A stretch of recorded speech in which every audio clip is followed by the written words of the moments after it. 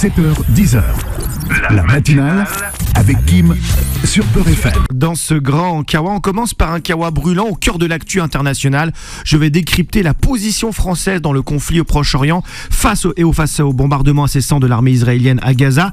Tu t'en doutes, je vais pas être tendre avec notre cher président. Puis ensuite, Kawa sans filtre avec un membre du gouvernement, oui, l'homme à Matignon qui vaut 17 millions. Alors pourquoi 17 millions? On ne sait pas sa valeur marchande de joueur de foot, j'ai déjà vu jouer, non il ne vaut pas 17 millions d'euros, c'est le nombre de vues qu'il a réalisé sur TikTok. Mathieu Mocor, vous ne le connaissez peut-être pas, mais depuis sa vidéo virale, tous les jeunes le reconnaissent et tapent le selfie avec lui. On en reparlera dans l'interview, mais sa vidéo en un mot c'est une mini chorégraphie, en fait un petit mouvement d'épaule comme ça, sur le son Doggy d'Aya Nakamura. C'est une vidéo de soutien alors qu'elle était la cible de la droite et de l'extrême droite qui ne souhaitait pas qu'elle chante du Edith Piaf au JO. Et magie ou folie des réseaux sociaux, les compteurs s'affolent, j'avais jamais vu ça pour un politique, plus de 17 millions de vues, c'est un truc de fou, simplement sur TikTok. Si on cumule avec d'autres réseaux sociaux, on approche les 20 millions de vues, waouh. On parlera pas que de ça avec Mathieu Mocor, il est délégué interministériel à la jeunesse, j'ai donc plein de questions à lui poser, car les jeunes et Macron en ce moment, c'est pas la folie, hein, on va pas se cacher, hein, voilà. Alors ça va déjà, question traditionnelle, votre café, vous le prenez comment, Mathieu Mocor? Je le prends serré, et tôt le matin. Oula, je sens que... Bon. Alors on commence par l'international avec cette question: à quoi joue le président français Emmanuel Macron sur la scène internationale et surtout dans le conflit au Proche-Orient? Cette question, elle s'est imposée avant même la tentative de riposte iranienne. Devant le drame humanitaire à Gaza, Emmanuel Macron a été fuyant, pour être poli.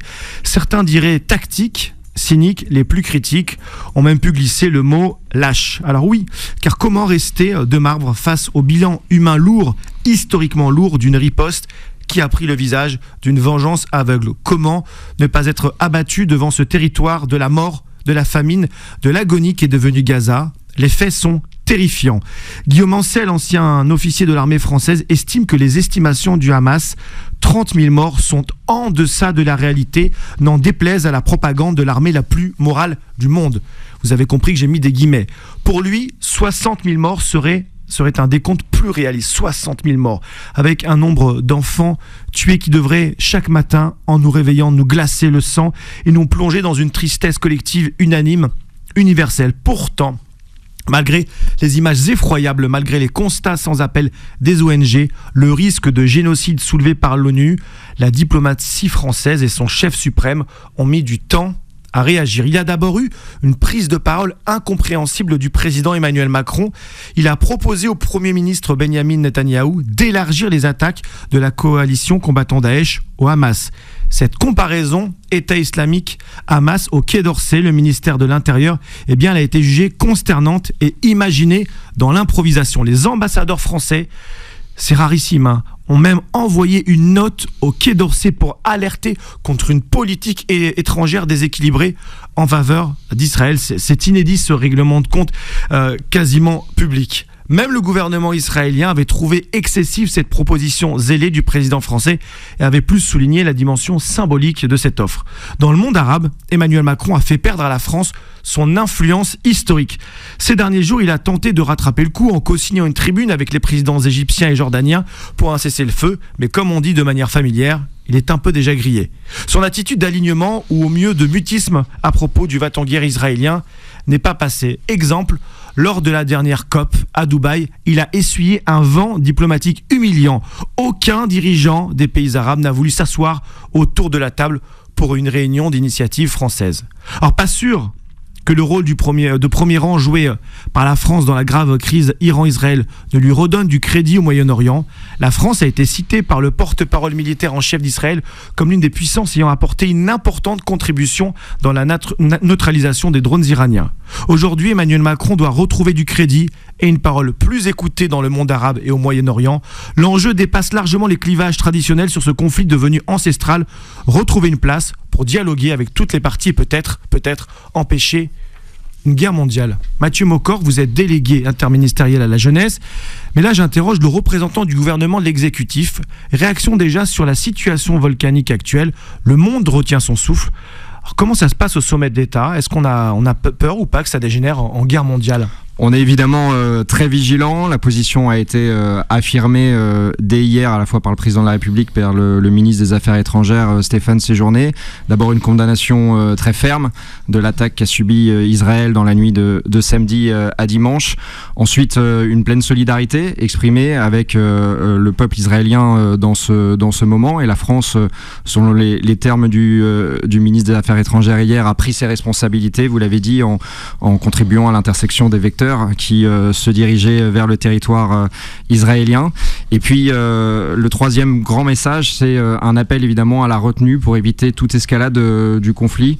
La question n'est pas de savoir si on a peur ou pas, la question est de savoir ce qu'on fait en termes diplomatiques. Le G7 s'est réuni hier, a confirmé et souligné ces propos du président de la République. Et par ailleurs, je le précise aussi, on a une grande préoccupation qui est d'assurer la sécurité, bien sûr, des ressortissants français qui se trouvent à la fois en Israël et en Iran. C'est une de nos préoccupations principales depuis quelques jours maintenant. Alors vous n'allez pas médire ou mal parler sur votre patron, mais dans le monde arabe, comme je viens de le dire, Emmanuel Macron n'a pas été à la hauteur du drame, c'est en tout cas ce qui est ressenti, qui se déroule sous nos yeux à Gaza. On a l'impression que le en même temps sur la scène internationale, ça marche pas.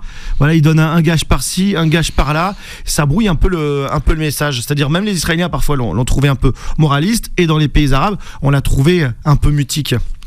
Alors évidemment, je suis pas sourd aux critiques qui peuvent être exprimées ici ou là, et qui l'ont notamment été à l'automne dernier.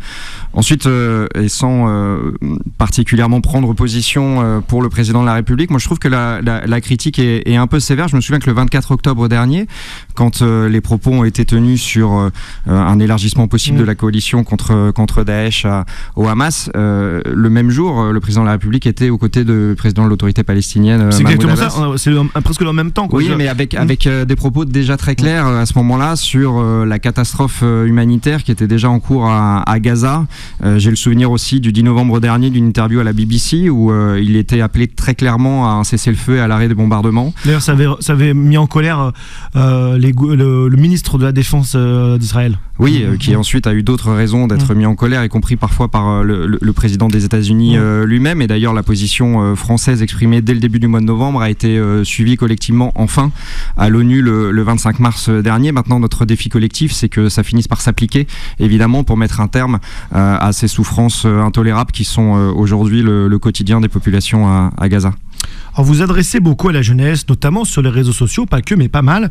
Vous avez compris que c'était le média pour réussir à toucher peut-être une partie des citoyens ou des bientôt citoyens quand ils sont mineurs sur des sujets importants. Comment expliquer aux jeunes de manière apaisée ce conflit ? Est-ce que c'est possible ? Est-ce qu'on peut en parler de manière pédagogique et apaisée ? Et comment ? Si vous avez la recette, moi je suis intéressé en tant que journaliste. Alors je ne sais pas si j'ai la recette miracle, mais je pense que d'abord il faut rappeler évidemment les origines de ce conflit, des origines qui nous concernent. C'est vrai que... Alors là, je vous interromps, après je vous laisse, c'est très important parce qu'on a presque l'impression que ça a commencé le 7 octobre, alors qu'il faut expliquer peut-être qu'il y a quand même des origines un peu plus profondes, voilà, et géopolitiques. Et puis c'est un conflit qui a démarré après l'installation légitime d'un État juif sur ce territoire, suite à notamment un holocauste qui a eu lieu sur le territoire européen. Et donc par définition, d'abord c'est un conflit qui engage notre responsabilité historique, et c'est ensuite un conflit qui nous met face à la question la plus redoutable qu'on ait en matière internationale, c'est est-ce que dans le présent on peut être plus grand que l'histoire ? Quand on regarde l'histoire, chaque camp entre guillemets a une légitimité historique à être sur ce territoire, chaque camp a une légitimité émotionnelle à revendiquer un ressentiment par rapport à des souffrances passées ou actuelles, et la grande question qui se pose dans ce genre de conflit, qui est évidemment plus facile à exprimer quand on est dans un micro en toute sécurité à Charenton-le-Pont près de Paris, c'est qu'il faut qu'on arrive à dépasser ça, ces conflits de légitimité historique et ces ressentis liés aux souffrances actuelles, et c'est ça que j'aurais envie d'expliquer à un jeune que j'aurais en face de moi si c'était le cas sur ce conflit. Vous me regardez, j'ai l'impression d'être jeune. C'est sympa. Autre sujet inquiétant, j'essaie de mettre un peu de sourire parce que c'est vrai qu'on a comme des thématiques, et c'est l'actu qui le veut, des thématiques assez tendues, cette violence décomplexée chez les jeunes. De nombreux faits divers récents ont impliqué des mineurs, des ados qui semblent désinhibés et en proie à une brutalité qu'on avait rarement connue, des lynchages finissant parfois par la mort, des expéditions punitives avec souvent un rôle catalyseur justement des réseaux sociaux. C'est une fatalité, on peut rien faire, ça y est, on est rentré dans une nouvelle ère, on a une génération plus violente qu'avant.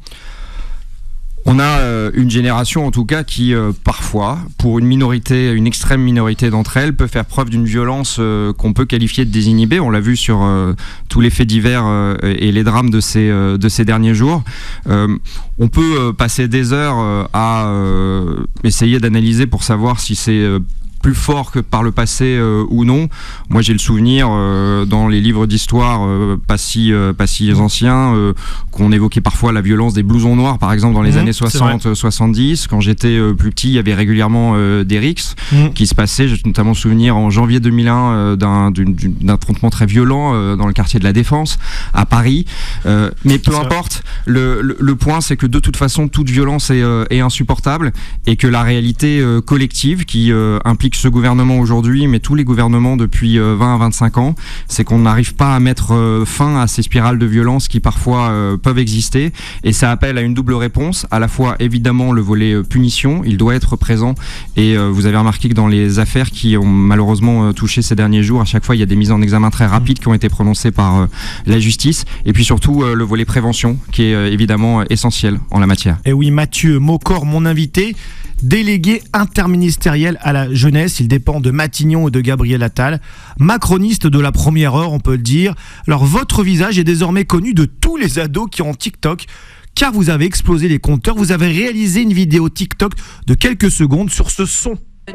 J'ai pas d'ennemis, moi c'est eux qui m'aiment pas. Un tas d'ennemis, mais je les connais même pas. Je veux dougi dougi dougi dougi dougi dougi dougi dougi dougi. Et ouais, on reconnaît Aya Nakamura, vous êtes filmé en roulant l'épaule comme ça, et là, incroyable. Plus de 17 millions de vues, voilà. Et alors là, fait vraiment incroyable, Kim.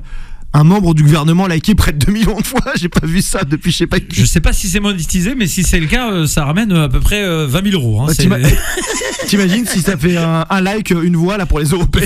Il fait plus que mes clips, ça m'a pas énervé quand même. Non, mais c'est fou. Hein. Et sur tous les réseaux, ça fait je crois près de 20 millions, comme on dit tout à l'heure.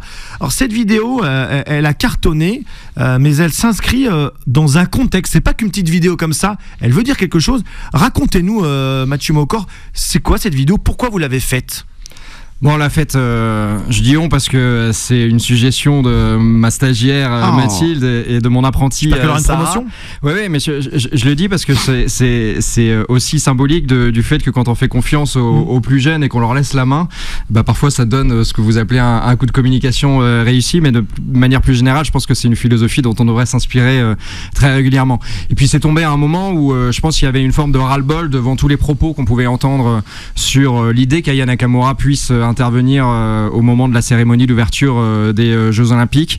Vous savez, pas mal de responsables politiques, parfois bien sous tous abords, qui essayaient de trouver tous les prétextes successifs de dire qu'Aya Nakamura n'avait pas forcément la légitimité d'intervenir au moment de cette cérémonie d'ouverture, alors qu'on parle là de la plus grande artiste francophone, en tout cas en termes d'écoute aujourd'hui. Et il y avait une forme de ras-le-bol que j'avais envie d'exprimer sur ce racisme un peu paresseux, un peu sournois, qui trop souvent s'exprime facilement dans notre société aujourd'hui. Oui, c'est courageux de dire le mot racisme, parce que bon, il y a l'extrême droite, hein, évidemment, quand il y a je dirais une faille, il s'infiltre, mais il y a aussi des responsables de droite. On a le deuxième homme de l'État, hein, le président du Sénat, Gérard Larcher, alors là, qui nous a fait, je sais pas, une petite dissertation sur la levrette, hein, j'ai jamais vu ça moi, et qui flirtait avec des positions racistes, et avec cette idée que quelque part, on avait le sentiment, comme vous l'avez dit, qu'on cherchait des prétextes, une mauvaise maîtrise de la langue française, et qu'en réalité derrière c'était peut-être les origines maliennes de Aya Nakamura qui posaient problème. Moi, c'est le sentiment que j'ai eu. J'ai l'impression que c'est le sentiment que vous avez eu parce que vous avez fait cette vidéo. Ouais, surtout le sentiment que j'ai eu, c'est qu'on devait réapprendre ce que c'était en fait que d'être ensemble, ce que c'était, vous savez, que ce mot de la devise nationale, fraternité, dont on a un peu oublié la signification. La fraternité, ça veut dire qu'il faut être capable de se confronter à la différence. Quand on se confronte à la différence, forcément, on peut être dérangé. On peut être dérangé légitimement par le style d'Aya Nakamura, les paroles d'Aya Nakamura, de la même manière que certaines personnes sont dérangées par le style ou les paroles que peuvent utiliser Jean-Jacques Goldman ou autres artistes français entre guillemets historiques. Mais par contre, en fait, c'est juste ça, être ensemble, c'est savoir se confronter à cette différence. Et je pense que c'est quelque chose qu'il faut qu'on réapprenne collectivement, les citoyens français de manière générale et certains responsables politiques en particulier. Elle vous a contacté ou pas, Aya Nakamura? Alors non, mais pour tout vous dire, ça ne me génère pas une tristesse particulière, parce que l'objectif était vraiment pas de politiser Aya Nakamura, au contraire.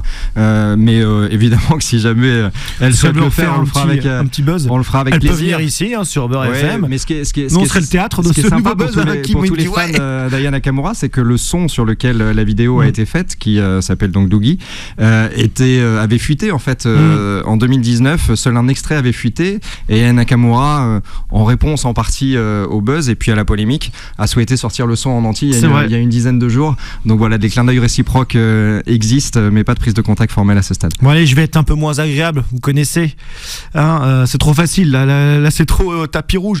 Vous êtes le monsieur jeune du gouvernement, mais la jeunesse et le président Macron, ça va pas fort, hein. Comme ça, je prends des sujets des étudiants qui font la queue aux distributions alimentaires, des sujets qui tiennent à cœur la jeunesse, comme l'environnement, que le gouvernement n'a pas assez porté. Pas de politique ambitieuse, moi je dirais, tournée vers la jeunesse. Le fiasco Parcoursup, le débat inutile sur l'uniforme à l'école. Bon, on fait quoi pour la jeunesse là, hein? Bon, on fait d'abord. J'avoue, j'ai fait un tableau un peu noir. Oui, alors je peux faire un tableau dans l'autre sens. Allez, même si, sortez votre Excel. Même si c'est évidemment mon rôle, mais simplement juste pour donner des exemples très concrets d'actions jeunes qui sont menées depuis plusieurs mois maintenant, et avant même que j'arrive, si je suis tout à fait honnête. Les préservatifs gratuits pour les moins de 25 ans, ça date d'il y a à peine une année. Le pass culture dont bénéficient tous les jeunes aujourd'hui à l'âge de 18 ans, 300 € et même un peu plus les années précédentes. Depuis le 1er janvier, quand vous êtes jeune, vous pouvez passer le permis de conduire non plus à 18 ans, mais à 17 ans. C'est une vraie innovation qui aide notamment ceux qui sont dans les zones éloignées. On a un accès gratuit à 12 sessions de psychologue qui va être ouvert à partir du mois de juin. Les stages en lycée professionnel sont désormais rémunérés. La liste est longue. Après, je suis pas sourd ou aveugle à nouveau aux critiques qui peuvent être formulées. Il y a toujours un défi pour les gouvernements en place de réussir à garder le contact et à garder l'adhésion de la jeunesse. Et quand on est jeune, on est naturellement plus porté à être un peu plus révolutionnaire ou contestataire que quand on vieillit. C'est un défi de tous instants. Moi, mon enjeu, c'est pas que les jeunes votent particulièrement pour Emmanuel Macron ou Gabriel Attal. Parce que ce sont les européennes, là vous êtes presque au troisième. Mon enjeu, c'est avant tout que chaque jeune en France ait conscience qu'on est en train d'essayer de se bouger vraiment pour eux. La liste que j'ai citée l'illustre, et que ensuite chacun décide. Mais à l'heure où Bruno Le Maire cherche partout, je crois 10 milliards pour enflouer les caisses de l'État, est-ce qu'on arrive à être comme ça crédible avec ces propositions? Est-ce que vous arrivez à récupérer certains crédits? Là on sent, alors elles sont hyper intéressantes, hein, vos mesures, mais on sent que c'est des petits pansements pour colmater la crise économique et sociale que traverse la jeunesse. Ouais. On a fait plus que des pansements, hein. Moi je veux rappeler que évidemment il y a des souffrances étudiantes qui existent aujourd'hui, mais l'an dernier il y a eu une revalorisation des bourses étudiantes de 15% en moyenne. C'est le minima social qui a été le plus revalorisé l'an dernier, et ça n'a pas du tout été remis en cause cette année. Autre exemple, on a annoncé, et ça coûte évidemment des millions d'euros, que cet été, tous les jeunes en France de moins de 27 ans pourront bénéficier, s'ils le souhaitent, au mois de juillet et au mois d'août, de ce qu'on appelle le Pass-Rail, c'est-à-dire un forfait train qui va leur permettre de prendre des TER, des Intercités, des trains de nuit en illimité en juillet et en août pour 49 €. C'est un vrai investissement, c'est un choix qui est fait et c'est un choix qui est assumé. Je disais tout à l'heure qu'il y avait aussi cet accès gratuit aux sessions de psychologues pour les jeunes qui en ont besoin. Là encore, c'est un investissement qui est fait et qui est très important. Donc on sait prioriser les sujets jeunes quand les besoins sont là. Et justement, pour combler on va dire le fossé de la jeunesse, entre la jeunesse et les responsables politiques, est-ce qu'il ne faudrait pas que les jeunes votent plus tôt ? Est-ce que c'est pas trop tard, 18 ans ? Est-ce que c'est à l'ordre du jour un vote, je sais pas, 16, 17 ans ? C'est vrai que c'est un sujet comme ça qu'on ressort des cartons, qu'on remet, qu'on ressort des cartons, qu'on remet. Alors, moi je suis favorable à un principe général sur les jeunes, qui est que quand on n'a pas de bonne raison de refuser un droit ou une confiance dans la jeunesse, il faut qu'on prenne l'action. C'est pour ça que par exemple sur le permis de conduire, on a abaissé l'âge de 18 à 17 ans, parce que quand on regardait ce qui se faisait à l'étranger, en Irlande, au Royaume-Uni, en Autriche, on voyait qu'il y avait des chiffres de sécurité routière qui étaient les mêmes à 17 et à 18 ans. C'était pas le cas à 16 ans. C'est pour ça qu'on a abaissé le chiffre à 17 ans. Sur le vote, moi j'y suis favorable à un abaissement à 17 ans par exemple, et on peut tout à fait imaginer un schéma dans lequel on pourrait tester la chose, par exemple aux élections municipales. Vous savez, on est tous un peu experts de notre ville et pour le coup l'expertise n'attend pas vraiment le nombre des années. C'est un processus qui doit s'accompagner d'un renforcement de l'enseignement moral et civique. Vous savez, ces cours d'éducation civique qu'on a tous eu ou pas vraiment eu au collège ou au lycée, mais je pense que ce signal-là est hyper important dans une société qui vieillit et dont la démographie électorale vieillit. Juste un chiffre en la matière, on est passé de la fin des années 70 à aujourd'hui à un âge moyen de l'électeur français qui était de 44 ans à maintenant 51 ans.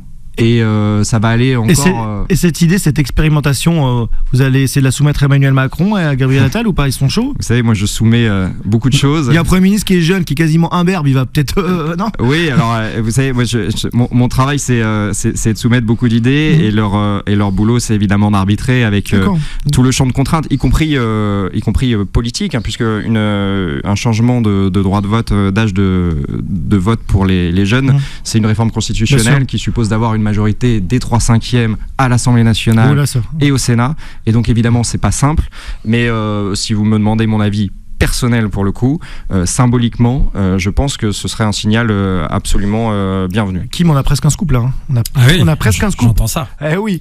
Allez, on va terminer avec peut-être je sais pas si c'est de la légèreté, parce que parfois moi ils me font mal au cœur.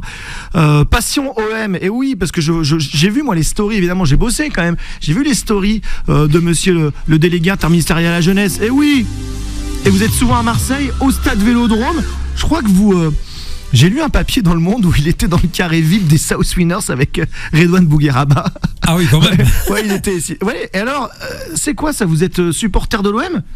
Je suis là où ça chante et ça danse en tribune, et ça peut être la tribune présidentielle, mais ça peut aussi être de manière plus anonyme les virages de supporters à Marseille. Avec le turbulent Rachid Zerwal, qu'on salue, je crois qu'il parfois il écoute. Vous savez, le Vélodrome, c'est une mini-société, c'est Marseille en miniature, pas tant en miniature que ça, parce qu'il y a quand même 60 000 personnes dans le stade, et en fait dans ces virages de supporters vous retrouvez toutes les strates de la société marseillaise. C'est vrai. Vous retrouvez le minot de 12 ans, la maman de 50 ans, la grand-mère de 75 ans. C'est un peu moins bourgeois que le Parc des Princes, hein. Eh ben oui, et c'est pour ça que j'aime Marseille, et c'est pour ça que j'aime l'OM, pour être tout à fait transparent avec vous. C'est quand même une des rares villes en France qui a su garder cette âme populaire au sens noble du terme, où on arrive encore à se mélanger dans plusieurs endroits. Le centre-ville, et c'est un des rares centres-villes qui ressemble à peu près à la population telle qu'elle est. Belzins-Noailles. Rupture du jeune là-bas, c'est bien. Et à Marseille, disons que cette année, heureusement qu'il y a